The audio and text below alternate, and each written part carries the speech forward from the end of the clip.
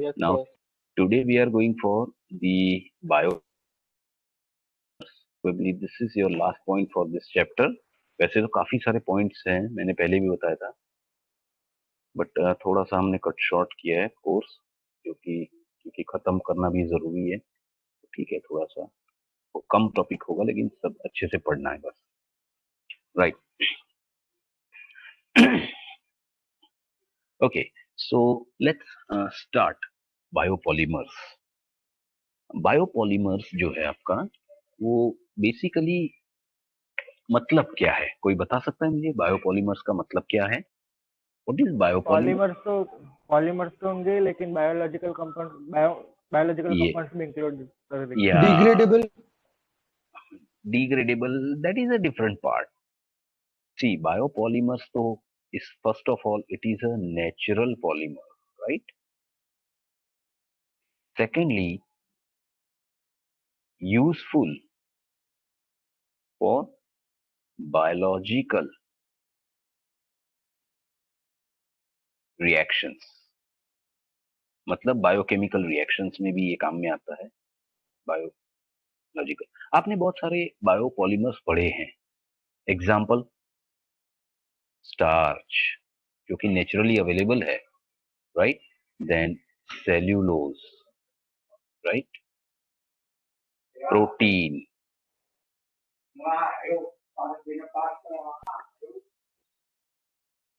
right? These are the biopolymers which are means biologically उसका importance है,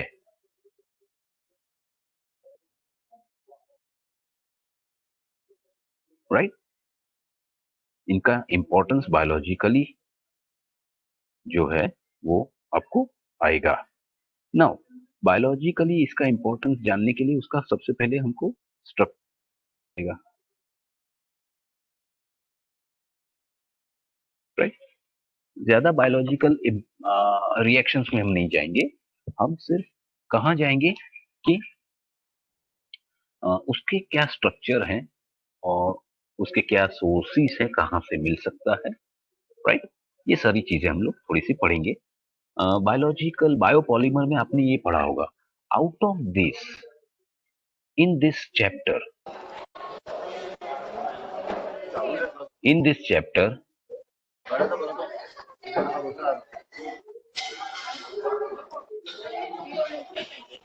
ये किसका आवाज आ रहा है? बंद करिए प्लीज। स्टार्च और सेल्यूलोज,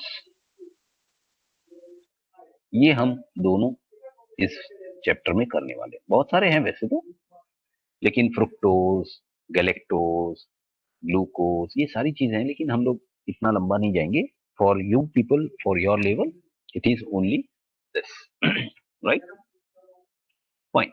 सो सबसे पहले हम शुरू करते हैं स्टार्च से। चलिए, स्टार्च से शुरू करते हैं। Starch, right? तो फर्स्ट ऑफ ऑल, स्टार्च का फॉर्मूला क्या है? कॉमन फॉर्मूला है C6H10O5 and N. This is your, it's a polymer, obviously, right? This is your starch. कहां से मिलता है? सोर्सेस क्या है? What are the sources? So definitely कहां से मिलेगा? Potatoes, potatoes, rice, right? फिर sweet potato, sweet potato Gujarati માં શું કહેવાય એને ખબર છે ને? शक्करियो। करियो। या देन कोन, मकाई में से मिलता है अपने को, विट में से मिलता है। बहुत सारे ऐसे सोर्सेस हैं जहां से,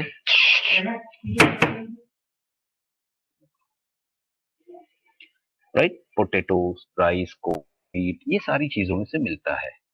नाउ, उसमें इसका कंपोजिशन क्या है? इट्स फर्स्ट ऑफ ऑल होमोसेकेराइड है, राइट?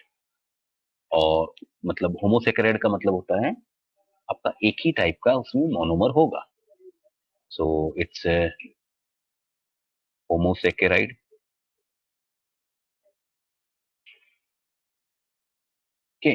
हाँ, स्टार्च में आपका दो पार्ट होता है,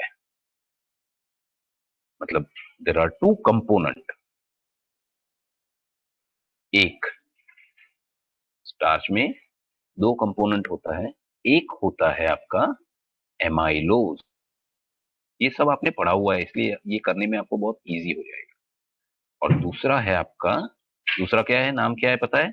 अमाइलोपेक्टिन। Yes, pectin. अमाइलोपेक्टिन। ये दोनों होते हैं, right. Basically amylose is a 20% composition and this is 80% composition. Fine? Amylose है आपका, वो 80% है, amylopectin is 80% and amylose is 20%. This is water soluble and this is water insoluble. Okay, right? ये जो है आपका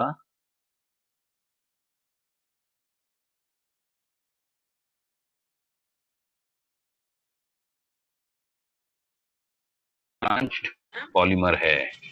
तो ये अमाइलोज और अमाइलोपेक्टिन का अगर आपको डिफरेंस पूछते तो ये तीन चार चीज लिख सकते हो आप। स्ट्रक्चर दोनों का सेम होता है, C6H10O5, राइट। स्ट्रक्चर दोनों का एक होता है। अमाइलोज एंड अमाइलोपेक्टिन का अगर आपको डिफरेंस पूछते हैं तो आपको पता होना चाहिए कि amylose and amylopectin both are the part of components of starch. Amylose 20%, amylopectin 80%। Amylose water soluble, amylopectin insoluble। Amylose linear, amylopectin is branched. तो ये एक छोटा सा क्वेश्चन बन जाता है 3 मार्क का, और वो वेरी इजी, आराम से आप कर सकते हो, कोई प्रॉब्लम नहीं है, राइट। इसमें होमोसैकेराइड है जिसमें आपका जो मोनोमर है वो क्या है आपका, ग्लूकोज। अब ग्लूकोज में भी आगे है अल्फा बीटा, वो हम आगे देखते हैं, ठीक है। सो वेरी सिंपल, इसमें कोई इतना टेंशन की जरूरत नहीं है। सो this is a basic information regarding the starch. Now let us go for the structure of starch.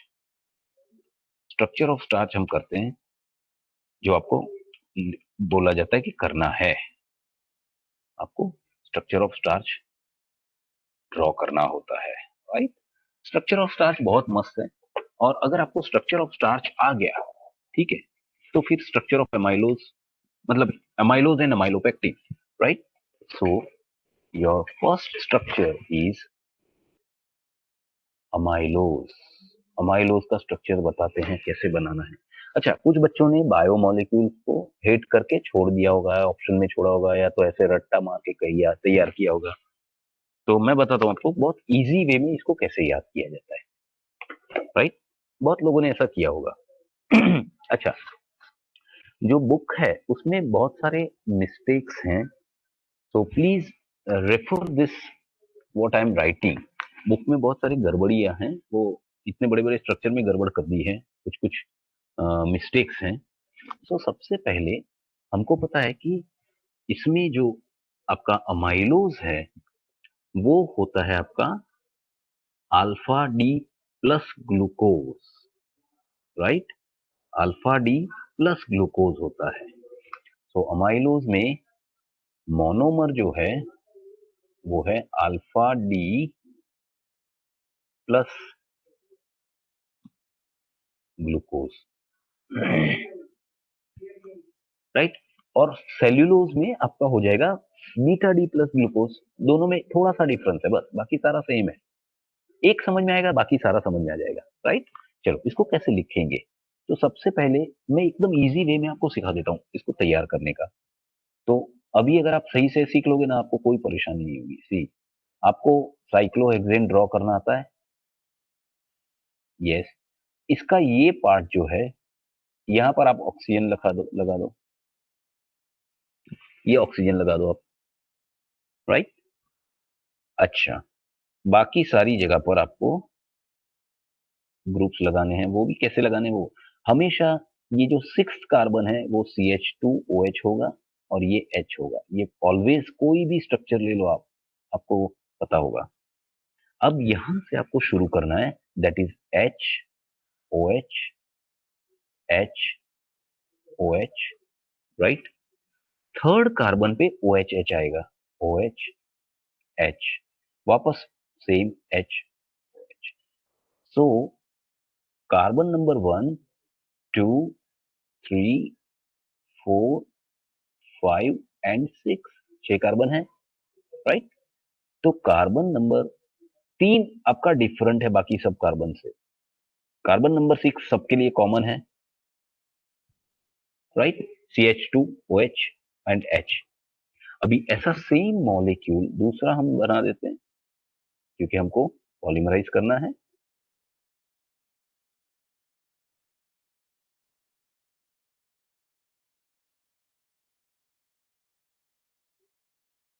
Right, monomer is alpha D plus glucose, right? Okay, so this is common, CH2OH H, this is H and OH, this is H and OH। Third carbon different है, OH और H। Fourth carbon again H और OH, right? I am taking the number 1 2 3 4 5 and 6। This is a condensation process, this is a condensation process। तो क्या होगा, ये दोनों में से वाटर मॉलिक्यूल निकल जाएगा, ये देखो, ये दोनों में से वाटर मॉलिक्यूल निकल जाएगा, ये दोनों में से हम वाटर मॉलिक्यूल निकाल देते हैं। एक मिनट, ओ एच, राइट, इन दोनों में से वाटर मॉलिक्यूल अपन यहाँ निकाल देंगे, तो क्या होगा, ये दोनों यहाँ जुड़ जाएंगे। वापस कर देते हैं स्ट्रक्चर को, और ये जो है वो आपका ऑक्सीजन एक बचेगा ना, वाटर निकलेगा, तो that will be the here, right. यहाँ पर आपका एच ओ एच हो गया, यहाँ आपका CH2OH H हो जाएगा, यहाँ पर OH H हो जाएगा, yes, glycoside link, correct, H OH H H, here again CH2OH, यहाँ H, यहाँ OH, फिर यहाँ पर H OH, यहाँ पर OH and H। Yes, this is your carbon number 1 and carbon number 4। This is your C1C4 glycosidic link। Exactly, you are correct। Glycoside link बोलते हैं जिसको, C1C4 ग्लाइकोसिडिक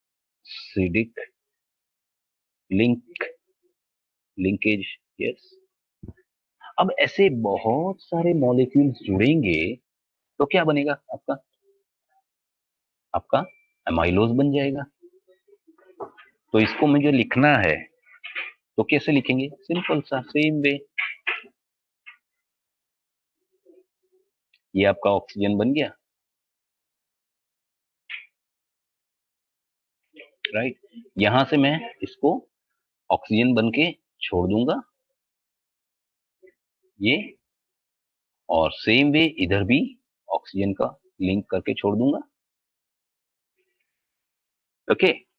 बाकी सारे स्ट्रक्चर सेम है, एच ओ, सॉरी ये तो निकल गया, और यहाँ पर एच, यहाँ आपका CH2OH H, यहाँ पर अपना H बन गया, और यहाँ H, this is your OH and H। Third carbon हमेशा याद रखना है, H OH। Similarly here OH H, यहाँ पर आपका H OH, यहाँ आपका H, यहाँ लास्ट में आपका CH2OH और H बन गया, right. So this is your amylose amylose polymer, this is your amylose water soluble linear polymer, right, जिसका परसेंटेज 20% है आपके स्टार्च में contribution. It's very simple structure, कुछ भी नहीं करना, इतना सिंपल सा स्ट्रक्चर है ये आपका, बहुत ही सिंपल स्ट्रक्चर है ये। सबको समझ में आ गया?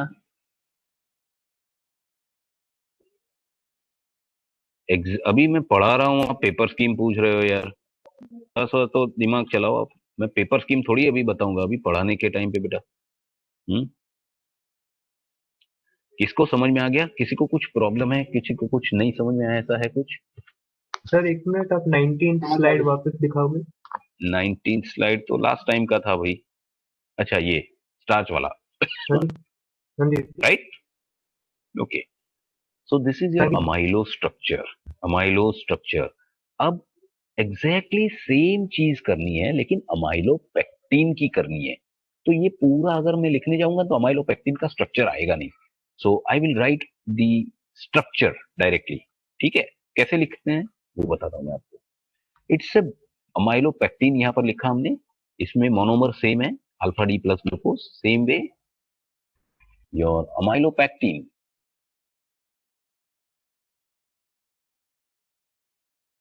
अमाइलोपेक्टिन, राइट, इसमें भी आपका मोनोमर जो होगा वो होगा अल्फा डी प्लस ग्लूकोज। दोनों में सेम सेम ही है, राइट, दोनों में सेम ही है।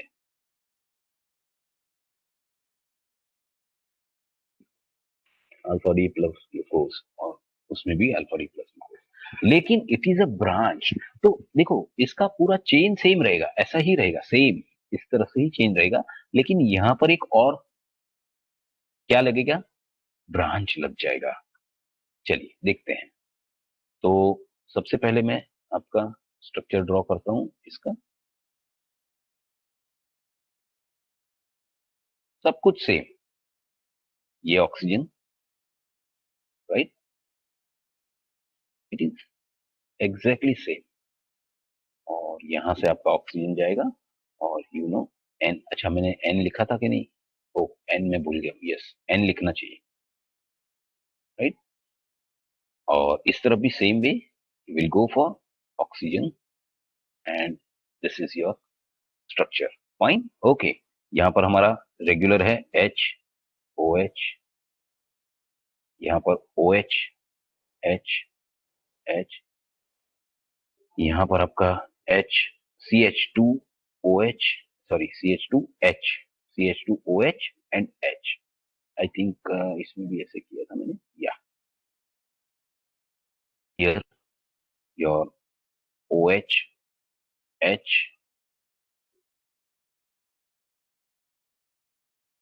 ओ एच एच, यहाँ पर आपका आएगा एच ओ एच, राइट, और यहाँ एच। ये सारा सेम है, यस। ब्रांच कहाँ होगी आपकी? ये पार्ट में एक्चुअली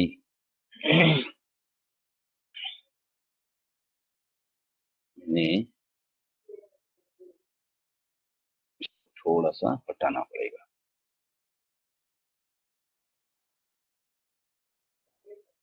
यस, ओके। यहां पर आपका एक और लगेगा, दूसरा मॉलिक्यूल लगेगा, क्या? जो आपका H वाला पार्ट होगा, ये आपका H,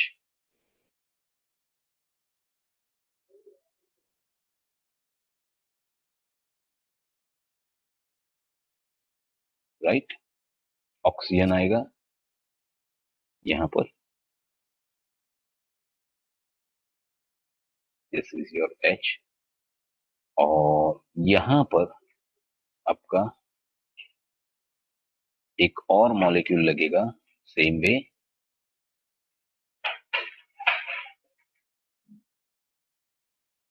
ओके। और this will be your H and OH. This is your CH2OH, H, this is your OH, H, this is your H, and this is your HOH.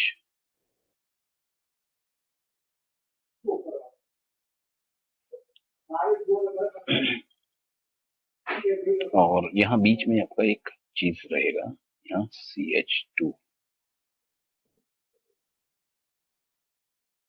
Right, CH2OH है। देखो यहाँ का OH होगा, देखो ऐसे होगा, इस मॉलिक्यूल का OH और इस मॉलिक्यूल का CH2OH, राइट। तो ये दोनों मिलके H2O निकल जाएगा, तो यहाँ पर ऑक्सीजन बीच में आ जाएगा ऐसे। This is how it is being made, right. Okay, numbering कर देते हैं फटाफट सबका। 1 2 3 4 5 and 6, 1 2 3 4 5 and 6, 1 2 3 4 5 and 6. Fine. You can see here there are two glycosidic link. ये है आपका C1 यहाँ का, और ये C6, तो it is C6, C1C6 linkage. और ये जो है आपका वो है C1C4 लिंकेज। ये फर्क है दोनों में, समझ में आ रहा है। दिस इज योर, ये देखो आपका ब्रांच पड़ गया यहाँ पर, ये आपका ब्रांच पड़ गया। This is your amylopectin,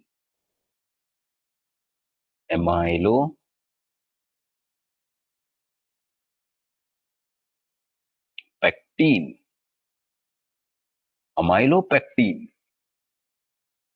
right? Amylopectin, water insoluble, branched, and 80% polymer, right? Amylopectin, water insoluble, branched,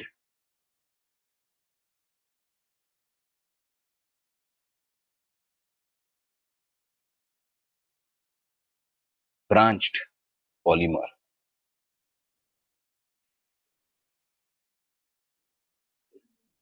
This has the percentage almost 80% आपका।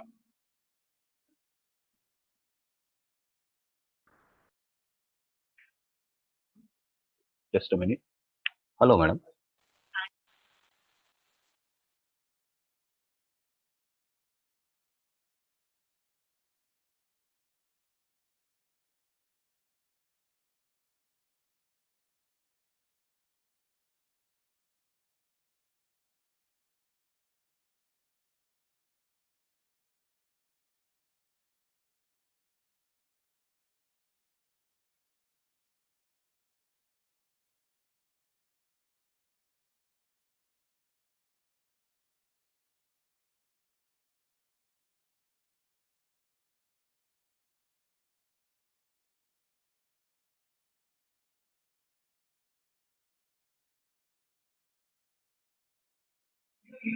Okay, so this is your 80%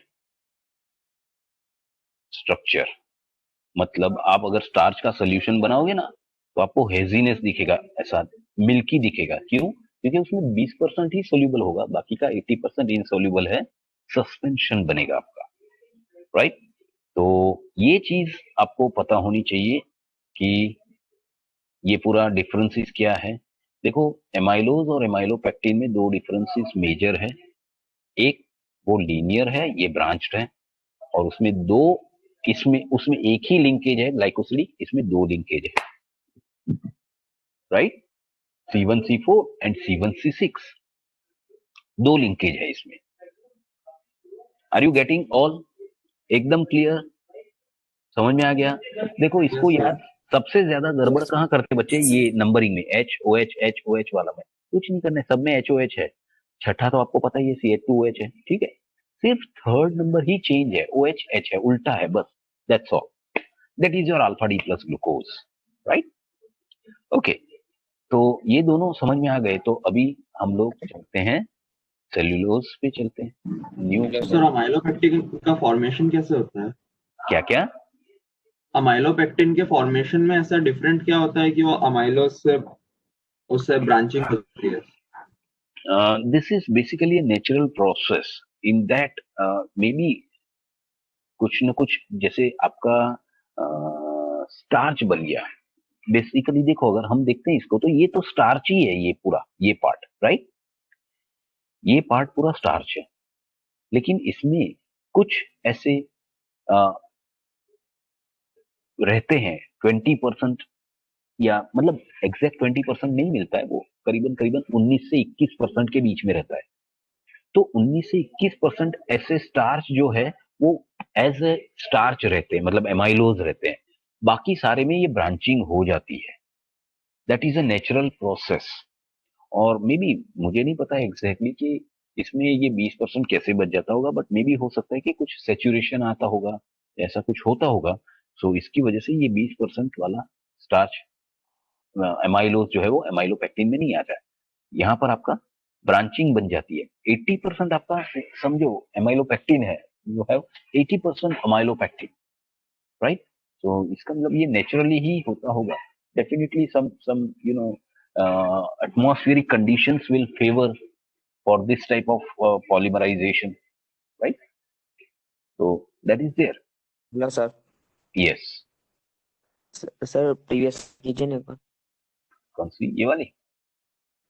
sir यहाँ पर हमें ग्लूकोज दिया है तो उसमें उसके आगे हमें एन लिखना नहीं पड़ेगा? कहाँ पर? ये यहाँ तो पर वही हम ये हाँ हाँ हाँ, मतलब ये देखो, मैंने जस्ट बताया है कि ये प्लस ये मिला है तो ये डाइमर बन गया। Let me write that also. So ये जो है आपका वो डाइमर है, और ऐसे अगर आप पॉलीमराइज करोगे तो आपका पॉलीमराइजेशन हो जाएगा। ठीक है, वो you are right, you are right. ये मैंने एक एक मॉलिक्यूल दिखाया, तो ये आपका कंपल्सरी बन होगा गया। ना वहाँ पर लिखना? पार्डन? कंपल्सरी होगा ना वहाँ पर लिखना ही पड़ेगा ना? लिखना, yes yes yes, you should technically. देखो, टेक्निकली चीजों को लिखना रखो, अपना आदत बनाओ, तो वो अच्छी बात है, राइट? कोई प्रॉब्लम नहीं है। Yes, it was my mistake. So I will say this is your dimer, right? This is your dimer, मतलब दो मॉलिक्यूल मिले। अब हम इसको पॉलीमराइजेशन कर रहे हैं, so we will go for polymerization, right? And NH2O निकल जाएंगे यहाँ पर, करेक्ट? दो जब जुड़ेंगे तो एक H2 निकलेगा, फिर तीसरा, चौथा, ऐसे NH2O निकल जाएंगे। ये दोनों लिए, उसके बाद हमने पॉलीमराइजेशन ऐसे लिख दिया ना, इसका मतलब ये मतलब ही हो गया कि आगे हम और भी कर रहे हैं पॉलीमराइजेशन इसी का ही, राइट? सो यहाँ पर जरूरत नहीं है लिखने की। यहाँ आपने पॉलीमराइजेशन लिख दिया, यहाँ N लिख दिया, it means that you have taken N molecules of glucose. You are right, fine. इसमें मैंने सीधा स्ट्रक्चर दिखाया, बाकी सारा प्रोसेस तो ऐसे ही लिखना है, लेकिन वो फिर एक स्लाइड में आएगा नहीं, इसलिए। ओके, चलिए, स्टार्च का हमने कंप्लीट किया, स्टार्च हमने कंप्लीट किया। अब हम करते हैं सेलुलोज।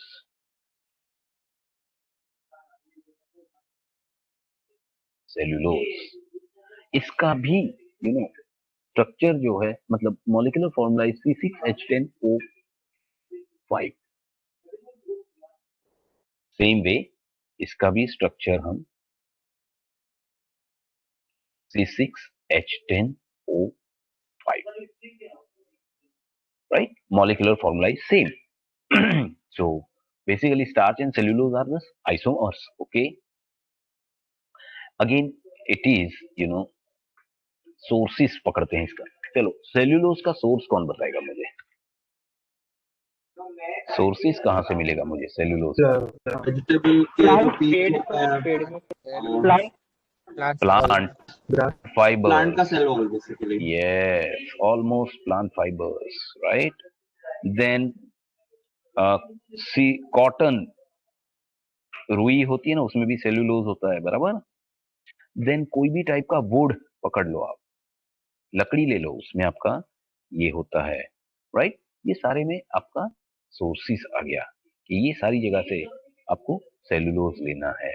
देखो, हमको पता होना चाहिए कि सेल्यूलोज हम डाइजेस्ट नहीं कर सकते हैं, लेकिन एनिमल्स डाइजेस्ट कर सकते हैं, जैसे बफेलो है, काऊ है, गोट है, शिप है, राइट?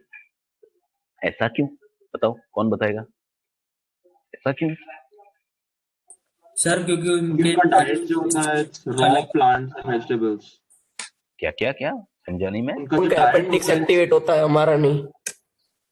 देखो, एक चीज हमने पढ़ी थी, एंजाइम्स, याद है?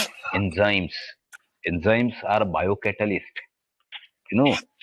सो बेसिकली हमारे बॉडी में सेल्यूलेज सेल्यूलेज एंजाइम सिक्रेट नहीं होता है, जबकि एनिमल्स में होता है। Cellulase enzyme is responsible for the digestion of cellulose, right? Cellulase enzyme is responsible for the digestion of cellulose, and that is being secreted in animals. So देखो, गाय paper भी खा जाती है, क्या बोलते हैं, सारे प्लांट्स खा जाती है, बफेलो, गाय, गोट, ये सारे वो अपने पेट में उसको डाइजेस्ट कर पाते हैं क्योंकि उनके पेट में सेल्यूलेज एंजाइम सिक्रेट होता है, राइट? तो इसकी वजह से हम वो लोग डाइजेस्ट करते हैं तो कोई प्रॉब्लम नहीं है। अगर हमने पेपर खा लिया, राइट, अगर हमने पेपर खा लिया, हमारे बॉडी में सेल्यूलेज एंजाइम प्रोड्यूस नहीं होता है, सीक्रेट नहीं होता है, तो पेपर का डाइजेशन नहीं होगा। रात को खाया, सुबह में वैसा का वैसा पेपर बाहर आएगा। समझ में आ रहा है? That is the reason. तो ये चीज है, इसीलिए हम लोग पेपर और वो सब ज्यादा नहीं खाते हैं। लेकिन अगर आपको पता होगा तो हम ग्रीन लीफी वेजिटेबल्स जब खाते हैं, you know, green leafy vegetables जब हम खाते हैं, उसमें बहुत सारे फाइबर्स होते हैं। जैसे हम ऑरेंज खाते हैं तो उसमें बहुत सारे फाइबर्स होते हैं।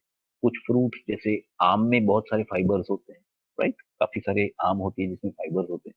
तो ये फ्रूट जब हम खाते हैं या वेजिटेबल्स खाते हैं, ये हमको बहुत ही हेल्पफुल है। फाइबरस फूड खाना चाहिए, ऐसा बोलते हैं ना लोग। क्यों? It is very good for the you know cleaning of your stomach. एक सिंपल सा मैं एग्जांपल बताता हूँ, बहुत इजी वे। सब लोगों ने देखा होगा कि हम बर्तन जो साफ करते हैं तो उसके लिए कुछ वायर वाला चीज यूज करते हैं, याद है? जैसे स्कॉच ब्राइट है, कुछ गॉज है, वायर गॉज है, ऐसा याद है? कभी देखा है घर पे? सब देखा होगा, मम्मी या बहन या कोई करता होगा, यस आपने भी सर। किया होगा। भी पड़ता है। देखो, हम लोग जो क्लीनिंग के लिए स्कॉच ब्राइट या ये जो भी यूज करते हैं ना, वो फाइबरस होता है, पता है? वो फाइबरस होता है। और वो जब हम घिसते हैं तो हमारी जो थाली, प्लेट, बाउल, बर्तन जो है एकदम साफ हो जाता है, correct? Exactly same thing is there for cellulose. मतलब फाइबरस फूड खाना है तो उसमें क्या होगा, जो फाइबरस फूड है उसमें जैसे लीफी वेजिटेबल्स है, जैसे मेथी का भाजी, पालक का भाजी, ये भाजी जो आती है सारी, मूली की भाजी, ये सारी फाइबरस होती है। तो क्या होता है कि उसमें से जो कंटेंट हमारे लिए काम का है, राइट, जिसमें आयरन मिलता है बहुत अच्छा, राइट, तो वो सारा हमारे बॉडी में एब्जॉर्ब हो जाता है। लेकिन अगर आप देखोगे तो वो फाइबरस जो चीजें होंगी वो डाइजेस्ट नहीं होती है, तो दूसरे दिन वो एक्सक्रीशन में निकल जाती है। लेकिन एज दे आर फाइबर्स, वो क्या करेगा पता है? पूरा पेट में मस्त साफ करेगा, और सुबह में वो पूरा पेट साफ कर देगा। दैट इज वाई बोलते हैं ना कि फाइबरस फूड खाना चाहिए, एटलीस्ट वीकली 1 या 2 बार खाना चाहिए, तो आपके जो पेट की जो सफाई है वो अच्छे से हो जाए, right? That is a sources, right? Okay, इसमें हमने, ये भी एक होमोसेकेराइड है, इट इज ऑल्सो होमोसेकेराइड, राइट? ये भी आपका होमोसेकेराइड है। क्यों? क्योंकि उसमें आपका एक ही टाइप का ग्लूकोज यूज होता है। होमोसेकेराइड है ये भी।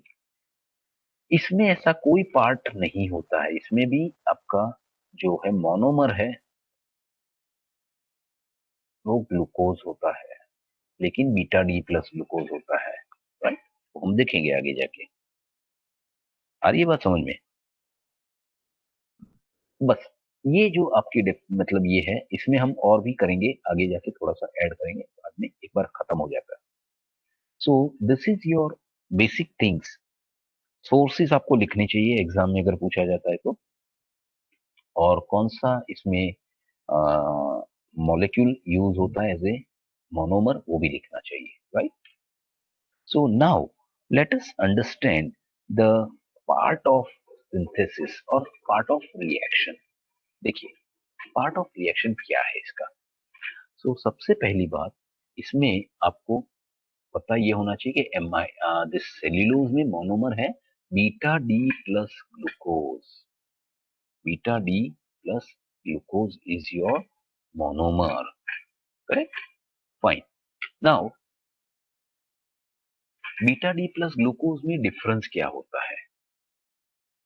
बीटा डी प्लस ग्लूकोज में अल्फा डी से डिफरेंस क्या होता है? देखो, अल्फा में क्या था?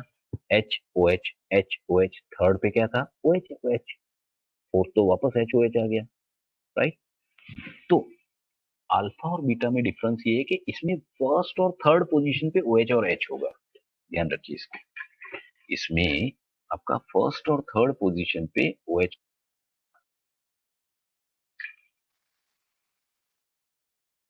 चलिए देखते हैं। सेल्यूलोज,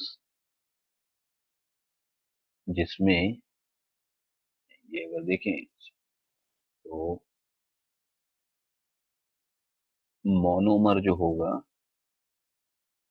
वो होगा alpha D minus, sorry alpha नहीं, beta, beta D plus glucose. उसमें अल्फा था, इसमें बीटा है, ओके। अल्फा और बीटा का जस्ट डिफरेंस, बहुत सिंपल सा डिफरेंस है, बहुत छोटा सा डिफरेंस है। अच्छा, ये लीनियर है। ये आपका सेलुलोज जो है, ये देखो हमने यहाँ पर आई थिंक लिख दिया था ना बायोपॉलीमर्स में, स्टार्च एंड सेलुलोज, माइलोज, या यहाँ स्टार्च और इसमें हम लोगों को लिखना पड़ेगा कि ये है, it is a linear polymer, इसमें कोई ब्रांच नहीं बनती है।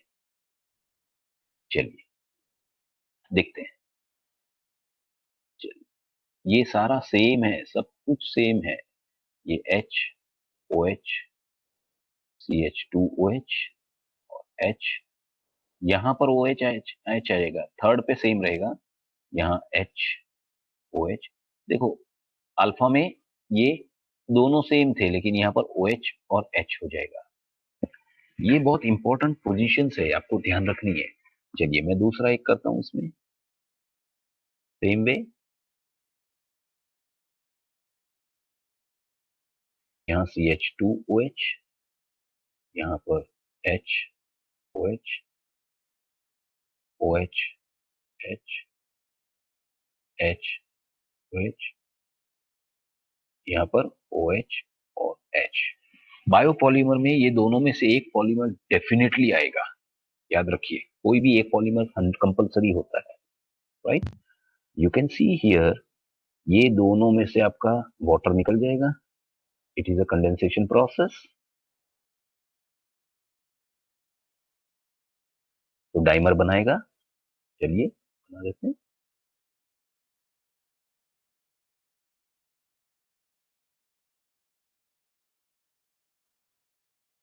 H O H, O H H, H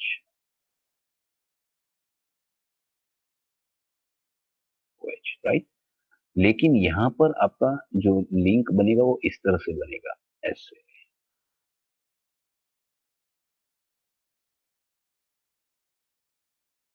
देखो, यहाँ एच बचेगा, यहाँ एच बचेगा, यहाँ से ओ एच है इस तरफ से, और यहाँ से ओ एच है, तो इस तरह से बन जाएगा। सो this is CH2OH, H, this is again OH and H, OH and OH and H. This is your dimer. Okay, ये देखो, this is your dimer, right? and yeah, this is your C1C4 glycosidic linkage. Okay, this is your glycosidic linkage. You can see this. This is your glycosidic linkage. यहाँ पर भी C1C4 थी, यहाँ पर भी C1C4 ही है. डिफरेंस क्या है, कोई बता सकता है मुझे? तो इसको सही से लिख दो, ज्यादा लगता है तरफ चला गया. इसमें दोनों में डिफरेंस क्या है, कोई बताएगा मुझे? कोई बोलेगा? Cross join. Yes, diagonal joining है, जी शेप है.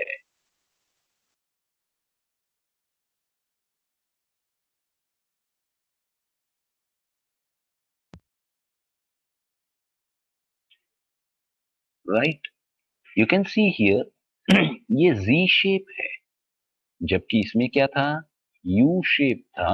और इवन इसमें भी यू शेप था, प्लस इसमें जिगजैग शेप है. देखो इस तरह का शेप आता है ना इसमें, you you you. This is called zigzag shape, right. वो बाद में लास्ट में देखते हैं हम लोग उसका differences. Again this is your dimer, this is exactly same as dimer. अब इसी का हम पॉलीमराइजेशन कर लेते हैं. When we will go for polymerization, ये आपका एमाइलोज बना, ये आपका एमाइलोपेक्टिन बना, तो ये आपका क्या बनेगा, सेल्यूलोज.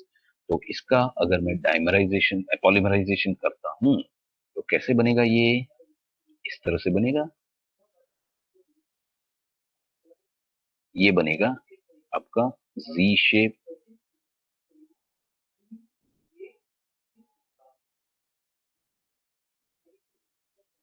राइट.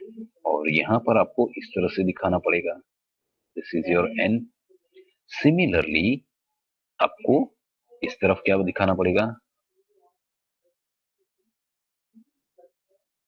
एच और oxygen,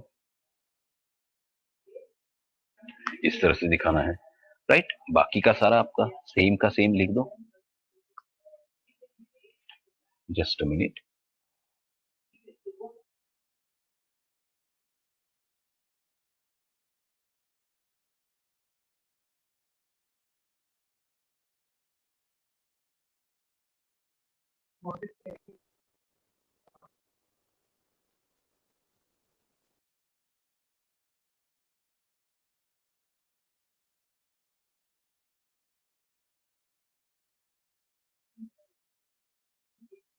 Right, and this is again OH, H, this is H, okay, and this is again CH2OH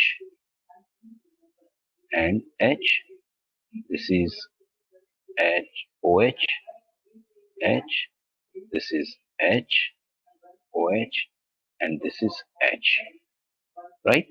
numbering कर देते हैं यहाँ पर अपन फर्स्ट पे, तो पता चल जाए अपने को. सो 1 2 3 4 5 and 6. सिमिलरली 1 2. सर वहाँ बीच में भी एच आएगा ना? 3 4, हाँ राइट. 5 and 6. 1 2 3 4, सॉरी 5 एंड यहाँ पर आपका एच छूट गया है. यस करेक्ट, ठीक है. पहले में नंबर दिखाओ, कोई प्रॉब्लम, बाकी सब में नंबर नहीं दिखाओगे तो चलेगा. मतलब आपको पता चलता है कि नंबर क्या है. Why this is called C1C4, why this is called C1C6, ये आपको पता चल रहा है. पहले में दिखाओ, हमेशा नंबर पहले में दिखाओ. बाकी में नहीं दिखाओगे तो चलेगा, लेकिन बाकी में फिर पूरा लिखना जरूर है. And this is your cellulose, this is your water insoluble linear polymer, right. जैसे हमने यहाँ पर लिखा मोनोमर है, ये लीनियर पॉलीमर है, फिर ये आपका वाटर इंसोल्यूबल है. ये सारे पॉइंट्स हैं तो आपको पता होना चाहिए. So this is all about the cellulose compound, right? ठीक है. अच्छा, ग्लूकोज मतलब स्टार्च हमें कहाँ कहाँ यूज होता है, एप्लीकेशंस कहाँ होती है स्टार्च की, बताओ. एप्लीकेशंस कहाँ होती है? डोमेस्टिक यूज होता है, पता है ना, कपड़ों को स्टार्च करते हैं, डोमेस्टिक यूज में यूज होता है, राइट. मतलब डोमेस्टिक यूज. फिर पेपर साइजिंग में भी इसका यूज होता है, याद रखिए. पेपर साइजिंग मतलब इसका पॉलीमर बना के उस के ऊपर कोटिंग किया जाता है. स्टार्च फॉर्मेंटेशन क्यों करते हैं प्रोसेस. वैसे क्लोथ्स को? why are clothes starched? वो इस्त्री टाइट और कड़क रहे कपड़े, इसलिए करते हैं. क्रीज जल्दी ना पड़े, इसके लिए करते हैं. ठीक है. Okay then sir. Fermentation of alcohol में यूज होता है, आपको पता है. ये सारे उसके एप्लीकेशंस हैं स्टार्च के. ठीक है. सेल्यूलोज के एप्लीकेशंस क्या है, ये तो आपको पता ही है. व्हाट आर द एप्लीकेशंस और फंक्शंस, इसका क्या है? Simple applications. क्या? Furniture. Furniture. Yes, furniture, right. Furniture में यूज होता है डेफिनेटली. एंड वुडन आर्टिकल्स बनाने में, प्रिपरेशन में यूज होता है, करेक्ट. और बाकी तो एनिमल्स खाते हैं वो सब, तो ठीक है. But this is there. So this is all about the biopolymers. आपको दो ही बायोपॉलीमर्स पढ़ने हैं. 12th स्टैंडर्ड में तो काफी सारे हैं, लेकिन अभी यहाँ पर आपको दो ही बायोपॉलीमर्स पढ़ने हैं, स्टार्च एंड सेल्यूलोज, राइट. चलो अभी फटाफट 2 मिनट में रिवाइज कर लेते हैं हम लोग. स्टार्च और सेल्यूलोज का अगर डिफरेंस पूछा आपको, अगर आपको स्टार्च और सेल्यूलोज का डिफरेंस पूछा, तो ये पूरा डिफरेंस मैंने अपलोड किया हुआ है ब्लॉग पे. डिफरेंसेस ऑफ फर्स्ट ईयर ऐसा कुछ एक फाइल है, उसमें मिल जाएगा. फॉर एग्जांपल, स्टार्च और cellulose. Starch is 20% amylose and 80% amylopectin composition. Cellulose is 100% composition, right? Starch में दो जो हैं, starch again, amylose is a water soluble, amylopectin is a water insoluble. Amylose is a linear, amylopectin is a branched, right? Amylose is 20%, amylopectin is 80%. Okay. Starch में alpha D plus glucose is a monomer, while cellulose में beta D plus glucose is a monomer, correct. Sources बता दो. Starch का source क्या है? Potato, rice, corn. Cellulose का sources क्या है? Plant fibre, cotton, wood, right. Then applications बता दो कि स्टार्च की एप्लीकेशन कहाँ है और सेल्यूलोज की एप्लीकेशन कहाँ है. एंड फाइनली दोनों के स्ट्रक्चर दिखा दो, खत्म. Yeah, one more thing is I have missed. In starch, amylose has C1C4 glycosidic link. Amylopectin has C1C4 as well as C1C6 glycosidic link. While in cellulose only C1C4 link. इसमें तो सिर्फ C1C4 ही है ना. This is C1C4, right? Amylose has U-shaped glycosidic link as well as in amylopectin it is zigzag shaped glycosidic link, while cellulose has Z-shaped glycosidic link or diagonal glycosidic link.